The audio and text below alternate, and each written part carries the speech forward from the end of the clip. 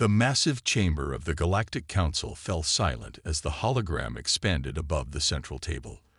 The swirling purple and black mass shown in the projection made even the bravest council members shift uncomfortably in their seats. The void anomaly, as they called it, had already swallowed 3 cargo ships and was growing larger by the day. Tom Miller, Earth's representative, studied the faces of his fellow council members. After 5 years of serving on the Galactic Council, he still found it strange to be surrounded by beings that looked more like creatures from old Earth mythology than the sleek aliens from science fiction movies. To his right sat Ambassador Drek, whose species resembled ancient dragons, complete with scales that shifted color with their emotions. Currently, those scales blazed a fierce red. "This thing threatens our most important trade route." Drek's voice boomed through the chamber. "We must attack it immediately with our combined fleets." Several other council members roared in agreement, their warrior cultures unified in the desire for direct action. Tom raised his hand, waiting patiently to be recognized by the council leader. The massive being that resembled a crystalline spider turned its faceted eyes toward him. "The human wishes to speak," it announced, its tone carrying a hint of dismissal. "Thank you, Council Leader," Tom said, standing slowly. "Before we commit our forces, perhaps we should study the anomaly first. Send in probes, gather data, understand what we're dealing with." The chamber erupted in laughter. Ambassador Kroll, a towering insectoid warrior, clicked his mandibles in what Tom had learned was their version of a sneer. Typical human caution. Always hiding, always waiting, always afraid to act. This is why your species was the last to achieve spaceflight. Tom maintained his composure, though his cheeks burned. "Our caution has kept us alive through countless disasters on Earth. We learned to cower," interrupted Drek, earning more laughs. "While my people were conquering star systems, yours were still hiding in caves from predators." The council leader raised 2 of its 8 limbs for silence. "Ambassador Miller, your species' reputation for hesitation is well documented. This council represents the 12 most advanced civilizations in the galaxy. Each of them, except Earth, has a proud warrior heritage. The trade route in question supplies essential resources to over 40 worlds. We cannot afford to wait while your people conduct their timid experiments." Tom looked again at the hologram, at the way the anomaly's edges seemed to pulse with an almost rhythmic pattern. Something about it nagged at his scientific training, but he knew they wouldn't listen. "Not yet." "Very well," he said quietly. "What is the council's decision?" Ambassador Drek stood proudly. "My fleet stands ready. We will show the humans how true warriors face a threat." The dragon-like being's scales now glowed with a fierce orange intensity. "Give us 2 planetary cycles, and we will obliterate this space anomaly." The council leader's crystalline body sparkled as it moved to face the assembly. Those in favor of immediate military action. 10 of the 12 members raised their appendages. Only Earth and the methane-breathing cloudfolk of Nevis abstained. "The motion passes," the council leader announced. "Ambassador Drek, you have command of the response fleet. Prepare your ships." As the council members filed out, many making grand boasts about the coming battle, Tom remained seated, studying the hologram. The cloudfolk representative, a swirling mass of gases contained in a transparent environment suit, lingered near him. "You see something, don't you?" the cloudfolk asked, their words translated through a speaker in their suit. Tom nodded slowly. "The pattern. It's too regular for a natural phenomenon. But they won't listen, not until their way fails," the cloudfolk finished. "We will watch, and we will wait." "That's all we can do," Tom agreed, gathering his tablets. As he walked out, he sent a quick message to Earth Command. "Prepare observation drones. We'll need them soon." The hologram continued to pulse above the empty council chamber, its rhythm unchanging, like a heartbeat in the void of space. 2 days later, Tom stood in the council's observation room, watching the massive view screen alongside the other representatives. Ambassador Drek's fleet of warships, their golden hulls gleaming against the darkness of space, moved into formation around the void anomaly. The ships were beautiful, Tom had to admit, each one designed to look like a metallic dragon, complete with wing-like solar collectors. "Watch and learn how true warriors handle threats," Drek announced proudly, his scales now shimmering with brilliant gold. "First wave, begin your attack." The lead ships opened fire, their energy weapons creating brilliant streams of light that pierced into the purple-black mass of the anomaly. For a moment, nothing happened. Then the anomaly pulsed, its rhythm speeding up like an angry heartbeat. Tom leaned forward, gripping the railing. "Ambassador Drek, those pulses. Silence, human. Second wave, advance." The next group of ships moved closer, launching what Drek had called void splitter torpedoes. The weapons disappeared into the anomaly's swirling mass. For 3 tense seconds, nothing happened. Then the anomaly's surface rippled. The Cloudfolk representative drifted closer to Tom. "The pattern is changing," they whispered through their suit's speaker. Before Tom could respond, the anomaly flashed with blinding purple light. When the light faded, 3 of Drek's ships were gone, simply erased from space. No debris, no explosion, just gone. The council chamber erupted in shocked exclamations. Drek's scales had turned a pale, sickly yellow. "Impossible. Those ships had our strongest shields." "Pull them back," Tom urged, but his voice was drowned out as Ambassador Kroll stepped forward, his insectoid frame clicking with excitement. "Clearly, the Dragon Fleet's weapons were too weak. My ships will show you true power." Kroll's mandibles clacked together. "My fleet stands ready in the nearby system. We will arrive in 6 hours with our planet-killer weapons." Tom rubbed his temples, feeling a headache coming on. "Council leader, please, we need to analyze what just happened. Those ships didn't just get destroyed. They vanished. That tells us something important about how we need stronger weapons." Drek interrupted, his scales now burning red with anger. "I support Ambassador Kroll's attack. Let us combine our remaining fleets." The council leader's crystalline body sparkled as it turned to the assembly. "Those in favor of a combined fleet action with maximum weapons deployment." Again, most appendages went up. Tom exchanged glances with the Cloudfolk representative, who simply swirled their gases in what Tom had learned was their version of a resigned sigh. 6 hours later, they all watched as Kroll's fleet arrived. The insectoid ships were ugly but powerful, bristling with weapons.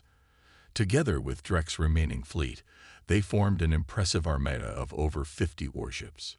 "Begin the attack," Kroll ordered. This time, they hit the anomaly with everything they had. Planet killer beams, void splitter torpedoes, quantum disruptors, the most powerful weapons in known space. The anomaly absorbed it all, its pulses getting faster and faster. Tom counted the beats under his breath. 1, 2, 3 pulse, 1, 2, 3 pulse. It's like it's charging up. The flash came faster this time, and brighter. When it cleared, 15 ships were gone. Not destroyed, just gone, as if they'd never existed.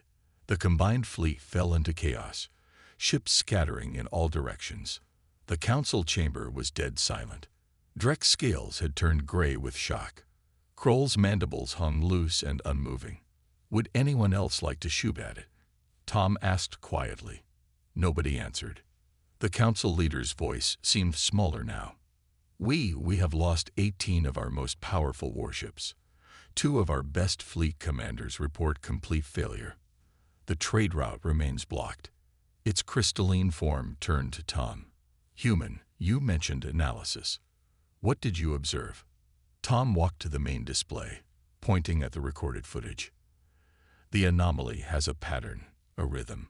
It reacts to threats by absorbing energy, then releasing it in a way that doesn't just destroy ships, it removes them completely.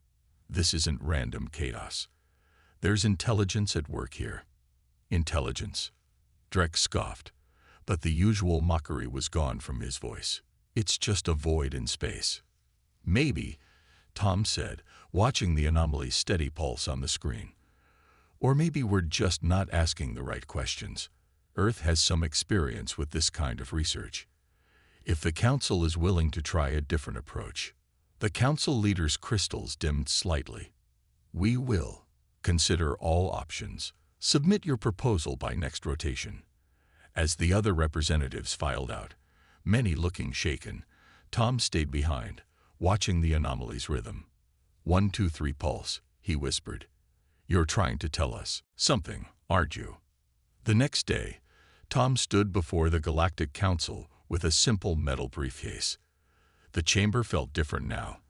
The usual boasting and side conversations were replaced by an uneasy silence. The loss of 18 warships had shaken everyone. Present your proposal, Ambassador Miller. The council leader said, its crystalline form glowing dimly. Tom opened his briefcase and pulled out an old battered helmet. Some council members leaned forward, curious about the strange object. This, Tom said, holding up the helmet, is a mining helmet from Earth's history. It's over 200 years old. Notice the small cage attached to the front. Ambassador Drek, his scales now a dull blue, squinted at it. What is that tiny cage for? It held a canary, a small yellow bird. Tom smiled at their confused looks. You see, Earth's early miners faced invisible dangers in deep tunnels, poisonous gases they couldn't see or smell. Instead of rushing in bravely, they'd brought these birds with them. Canaries are very sensitive to bad air. If the bird fell unconscious, the miners knew to evacuate immediately. You want us to send birds into the anomaly? Kroll clicked his mandibles in confusion. No, Tom said patiently. I'm showing you how humans learn to survive. We didn't become spacefaring by being the strongest or the bravest. We got here by being careful, by studying problems before trying to solve them. He set down the helmet and pressed a button on his tablet. A hologram appeared, showing Earth's history. Every time humans faced something unknown and dangerous, the ones who rushed in usually died. The ones who survived were those who watched, learned, and found safe ways to study the threat. The images showed early scientists working with dangerous diseases, nuclear power, deep ocean exploration, and space travel. Each image highlighted the safety measures, the careful testing, the gradual progress. You call us cowards, Tom continued, his voice firm, but not angry. But look at what our caution has achieved. We cured diseases that once killed millions. We learned to harness the power of atoms. We explored the deepest oceans. And yes, we were the last of you to reach space, but we did it without losing a single ship to preventable accidents. The council chamber was silent now, all eyes fixed on the changing images. I propose we study the anomaly the human way. Tom pressed another button, bringing up designs for small automated probes. These drones are expendable. They carry every sensor we can fit into them. They'll gather data from a safe distance, building a complete picture of what we're dealing with. Ambassador Drek's scales shifted to a thoughtful green. How long will this take? Longer than an attack, Tom admitted, but less time than building 18 new warships. A few council members actually chuckled at that. Even the council leader's crystals sparkled briefly with amusement. And what if your probes discover this thing can't be stopped? Kroll challenged, but his tone was more curious than mocking now. Then we'll know that for certain, and we can work on finding a safe way around it. But look at this. Tom brought up footage of the anomaly's pulsing pattern. This is too regular to be natural. When we shot at it, the pattern changed. It reacted. That suggests intelligence or at least purpose. If we learn to understand it, we might not need to fight it at all. The Cloudfolk representative finished, their gases swirling in approval. The council leader rose to its full height. You speak of a different kind of courage, human. The courage to wait, to learn, to admit what we do not know. It turned to face the assembly. The military approach has failed. Those in favor of attempting the human method. This time, when the vote came, only 2 representatives kept their appendages down. Tom felt a weight lift from his shoulders. "Very well," the council leader announced. "Ambassador Miller, you have one planetary cycle to prepare your drones. Admiral Drek, your remaining ships will provide security from a safe distance. Let us see if human caution proves wiser than warrior courage." As the council dispersed, the Cloudfolk representative drifted over to Tom. "An elegant solution. But tell me, human friend, what will you do if the probes show us something truly frightening?" Tom carefully packed away the old mining helmet. "Then we'll do what humans have always done. Find a way to study it more carefully." The research vessel, Careful Step, dropped out of hyperspace at the edge of the safety zone, its white hull standing in stark contrast to the remaining military ships. Captain Mike West stood on the bridge, watching his crew prepare the first wave of probe drones. "All systems checked and double-checked, Captain," reported Jack, his chief engineer. "Drones 1 through 5 are ready for launch." Mike nodded, conscious of the alien observers on his bridge. Ambassador Drek and 3 other council members had insisted on watching the human approach firsthand. Their presence made the bridge feel cramped, especially Drek's large dragon-like form. "This is how humans explore?" Drek asked, his scales shifting between green and blue. "Your ship doesn't even have weapons." "We have defensive shields," Mike replied calmly, checking the launch sequence one final time. "But our best defense is staying out of trouble." Launch Drone 1. The first probe, no bigger than an old Earth car, detached from the ship and moved slowly toward the anomaly. Its sensors were already transmitting data. "Look at all these readings," Jack said, examining his screen. "The energy patterns are like nothing we've seen before, but there's definitely a structure to them." The alien observers crowded around the screens, watching as colorful graphs and charts started filling up. Mike noticed their confusion. "Think of it like listening to music," he explained. "Right now, we're learning the basic notes. Once we understand those, we can start to hear the whole song." "Drone 1 reaching first observation point," announced Lisa from the sensor station. "All readings stable. Permission to launch Drone 2." "Granted," Mike said. "Remember, slow and steady." Over the next 6 hours, they positioned all 5 drones in a careful pattern around the anomaly.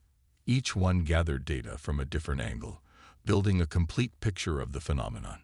The alien observers grew restless, but Mike noticed they kept watching the screens with growing interest. "Captain," Lisa called out suddenly, "I'm seeing something in the combined readings. The anomaly's pulses, they're not random at all. They follow a complex mathematical sequence." Mike walked to her station, studying the pattern. "Can you match it to any known natural phenomena?" "No, sir, but—" She hesitated, glancing at their alien guests. "It reminds me of old Earth whale songs. Complex, repeated patterns with slight variations." Drek's scales turned yellow with surprise. "You think this void is singing?" "Maybe not singing," Mike said thoughtfully, "but definitely communicating. Look at how the pattern changed when your ship's attacked, like it was shouting. But now," he gestured to the current readings, "it's back to its normal rhythm. Calm. Regular. Launch drones 6 through 10, he ordered. Let's set them up to broadcast the same mathematical sequence back to the anomaly. Not as an attack, just repeating what we hear, like saying, 'Hello, we're listening.'" The new drones moved into position, and Lisa programmed them to transmit. For several long minutes, nothing seemed to happen. Then the anomaly's pulses changed slightly. "It's matching our broadcast," Jack exclaimed. The pattern shifted to synchronize with our transmission. The alien observers murmured among themselves, their earlier skepticism forgotten as they watched the data streams. "Now we're having a conversation," Mike said quietly. "Lisa, start varying our pattern slightly. Let's see if it responds." It did. Over the next hour, they established a basic back-and-forth rhythm with the anomaly. The patterns grew more complex, but remained peaceful. "Remarkable," Trek admitted, his scales now showing patterns Mike had never seen before. "Your careful approach is actually working." But what is it saying? We don't know yet, Mike answered honestly. But we're learning its language, step by step. And notice, no ships have vanished since we started talking. One of the other observers, a being made of pure energy contained in a special suit, spoke up. How long until you can understand its message? That depends on how complex the message is, Mike replied. But we'll keep at it, carefully and systematically. That's the human way. He turned back to watch the streams of data, remembering all the first contacts in Earth's history. Some had ended in disaster because people rushed in without understanding. Others had led to peace and cooperation because someone took the time to listen and learn. Send a message to the Council, he told his communications officer. Tell them Phase 1 is successful. We've established contact. Now the real work begins. 3 days had passed since first contact with the anomaly. The careful step had become an unlikely gathering place, with representatives from all council races crowding the observation deck. They watched in fascination as human scientists worked to decode the increasingly complex patterns of communication. Look at this, Lisa called out, pointing to her screen. The gathered aliens rushed over, nearly knocking each other in their excitement. Even the council leader had arrived, its crystalline form casting rainbow patterns across the deck. Captain Mike stepped forward. What have you found? The patterns we're seeing. Lisa paused, double-checking her data. They're not just communication signals. They're biological readings. The anomaly. It's alive. A shocked murmur ran through the alien observers. Drek's scales turned pure white, a color Mike had never seen before. Impossible. Kroll clicked his mandibles nervously. How can Void be alive? Jack spoke up from his engineering station. It's not Void at all. Those energy patterns we've been tracking, they're like heartbeats, breath, and brain waves all mixed together. We were right. It's not just intelligent. It's a living creature. Mike studied the new data carefully. Years of human scientific training had taught him to question everything, to look for alternate explanations. But the evidence was becoming clear. Show me the size comparison, he ordered. A hologram appeared in the center of the room, showing the anomaly's true scale against known objects. It was bigger than most planets. A space-dwelling life form. The Cloudfolk representative whispered through their suit speakers. All our weapons must have felt like tiny stings to something so vast. Not stings, Mike corrected, pointing to new readings. Look at these energy patterns when the attacks happened. They show distress, confusion, fear. He turned to face the council leader. It wasn't attacking our ships out of aggression. It was defending itself, like any frightened animal would. The council leader's crystals dimmed thoughtfully. If this is true, why did it block our trade route? Lisa had been working furiously at her console. Captain, I think I found something. The internal energy patterns. They're not just from one creature. There are multiple signatures, smaller ones. Understanding dawned on Mike's face. It's a nursery, he said quietly. This isn't just a living creature. It's a parent protecting its young. The observation deck fell silent as the implications sank in. All those mighty warships had been blasted away because they'd threatened a mother and her babies. The trade route, Drek said, his scales shifting to a deep blue of realization. We built it right through their breeding grounds. Mike nodded. The species probably uses this region of space because of the unique radiation patterns here. Perfect for raising young space-dwelling creatures. He turned to the council leader. We don't need to fight it. We just need to show respect and find a way to share the space. But how? Kroll demanded. We can't exactly talk to it. Actually, Lisa interrupted. I think we can. These patterns we've been exchanging. They're becoming more complex. The creature is learning our mathematical language as we learn its biological one. It's trying to communicate. Mike moved to the main console. Send the pattern for peace, the mathematical sequence we developed. Then show it star charts of alternate routes. They watched as the data streamed out. For several long minutes, the anomaly's pulses changed rapidly, processing the information. Then suddenly, it shifted its position slightly, creating a clear channel through the space it had been blocking. "It's offering us a safe path," Mike explained, studying the readings. "One that goes around their nursery instead of through it. The pattern it's sending back, it's like a promise. Stay on this path, and no ships will be harmed." The council leader's crystals glowed brightly. "Remarkable. Human caution has achieved what all our weapons could not." It turned to address the gathered representatives. "Perhaps there are times when the wise choice is to step carefully, to listen before acting." Mike smiled as he watched the huge space creature's gentle pulses on the screen. "Sometimes the bravest thing you can do is admit you don't understand something," he said, "and then take the time to learn." The bridge of the careful step had been transformed into an impromptu first contact center. Screens covered every wall, each showing different patterns of communication with the space creature. Mike watched as his crew worked tirelessly to build a more complete dialogue. "Captain, look at this." Lisa pointed to a new pattern emerging on her screen. The creature was sending longer, more complex sequences than ever before. Jack rushed over from his station. "Those look like star maps. It's showing us navigation paths." Mike studied the patterns carefully. After a week of communication, they were getting better at understanding the creature's mathematical language. "Not just paths," he said. "Look at the timing of the pulses. It's showing us safe times to travel. There are periods when the young ones are less active."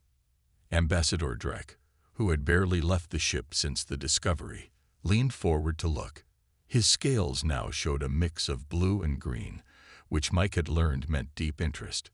"You mean we don't need to abandon the trade route completely?" Drek asked. "No," Mike smiled. "The creature is offering to share the space. See these patterns? They show times when the young ones are resting.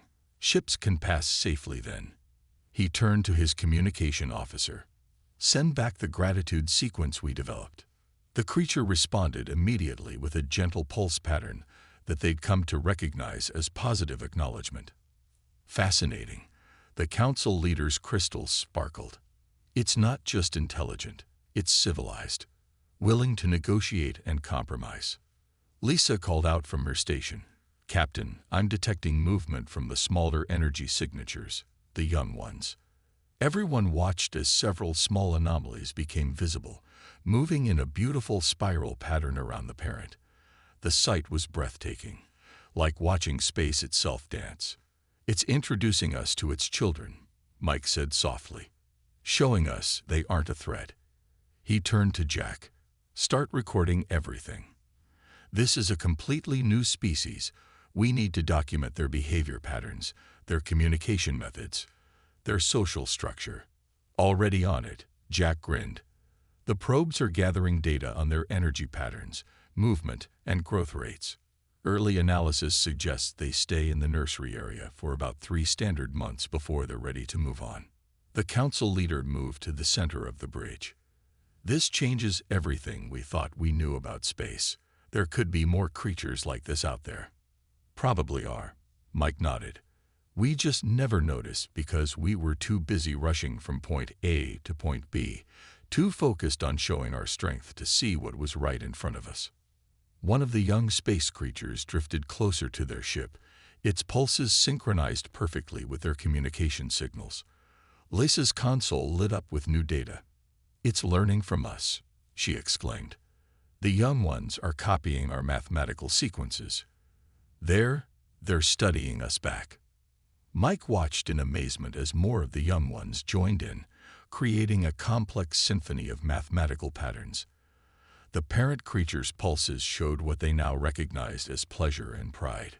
"We need to establish proper protocols," the council leader announced. "Ways to identify these beings, to communicate with them, to respect their space.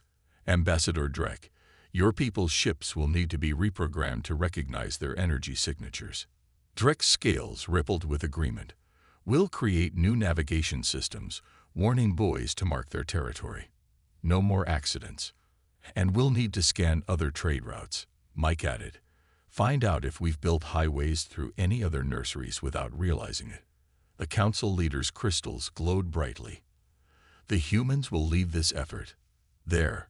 What did you call it, Captain? First Contact Protocol, Mike supplied. Yes, the human First Contact Protocol will become standard procedure throughout council space. Sometimes the most important discoveries come not from showing strength, but from showing patience. As if in response, the parent creature released a series of gentle pulses that rippled through space like soft music.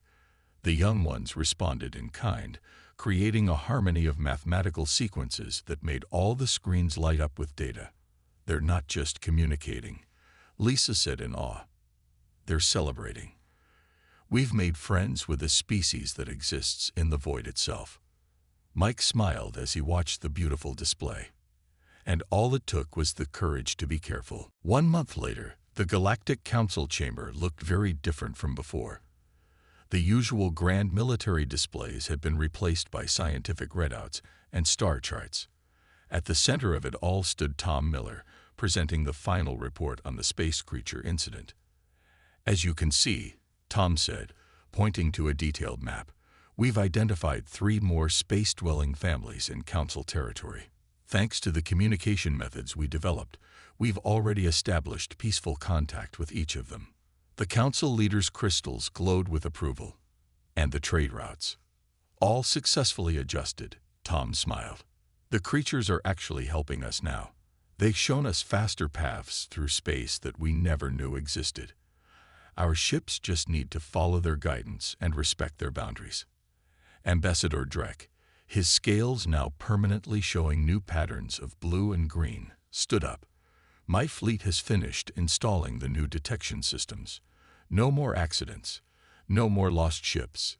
He paused, then added, no more rushing in without thinking. The chamber filled with sounds of agreement. Even Ambassador Kroll's usual aggressive clicks had softened to the thoughtful chirps. But the most exciting discovery, Tom continued, bringing up new data, is what we learned about space itself. These creatures don't just live in space, they help maintain it. Their energy patterns actually repair small tears in the fabric of space-time. They're not just residents of our galaxy, they're its caretakers. The council chamber buzzed with excited discussion. The Cloudfolk representative drifted forward. All this knowledge, gained without firing a single shot. Who would have thought that human caution would teach us so much? Tom activated one final display, showing the original family of space creatures. The young ones had grown, their energy patterns stronger and more complex. The parent creature pulsed peaceful greetings to the observation probes that still monitored their nursery. We've prepared a new standard protocol for all council ships, Tom announced. It includes detection systems for space-dwelling life, communication methods, and proper procedures for peaceful contact. We call it the Prudent Approach Protocol. A fitting name, the council leader said, and a fitting legacy of this incident. Its crystalline form turned to address the full chamber. Let it be recorded that on this day, the Galactic Council officially adopts the human approach to unknown phenomena. No more rushing to attack. No more assuming the worst. Ambassador Kroll raised his appendages. I propose we go further. The humans have proved that their so-called cowardice is actually wisdom. I move that Earth be given leadership of all Council first contact operations. The vote was unanimous. Tom felt a warmth in his chest as he watched the approval lights flash across the chamber. Everything had changed in just 1 month. Thank you, he said simply. We won't let you down. He gestured to the final image, showing a group of young space creatures dancing through the void. There's so much we still don't know about our galaxy, so many wonders we might have destroyed through fear or pride. But if we approach the unknown with respect and patience, we find friends instead of enemies. Drek finished, his scales glowing with new understanding. The council leader rose to its full height. The session is concluded. Let the record show that today marks a new era in council history. The human era of discovery. As the chamber emptied, Tom stayed behind, watching the peaceful pulses of the space creatures on the screen. The Cloudfolk representative lingered with him. "Do you know what the most remarkable thing is?" They asked through their suit speaker. "What's that?" "Your people were right all along. What we called cowardice was actually the truest form of courage. The courage to admit what you don't know, to take time to learn, to risk looking weak in order to grow stronger." Tom smiled. "That's the real victory here. Not just saving the trade routes or making first contact. It's showing that sometimes the bravest thing you can do is take a step back, observe, and try to understand." Above them, the screen showed a new group of council ships carefully navigating the approved path through the nursery area. As they passed, the space creatures pulsed greetings, their mathematical songs echoing through the void. A reminder that in this vast universe, wisdom often speaks more softly than courage.